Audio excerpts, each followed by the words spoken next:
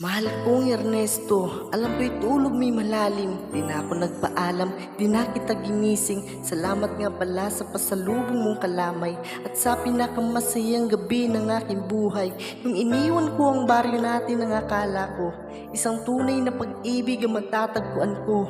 Hinanap kung saan-saan at kung kani-kanino. Di ko ay nakalang ito ang kahahantungan ko. Imbis na ako'y sagipin, itinulak sa bangin. Ito palang ibig sabihin ng kapit sa patalim. Kumabaho sa bunin, kumakatigamutin.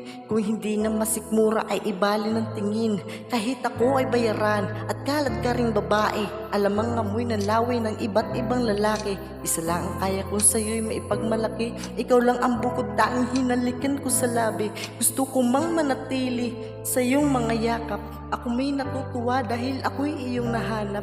Wala na yatang walis ang makakalinis ng kalat. Ang katulad ko sa iyo ay hindi karapat-dapat.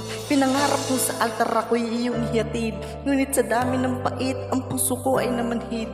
Di ko makakalimutan ang mga pabaon mong halik. Pero pakiusap lang, huwag sana akong babalik.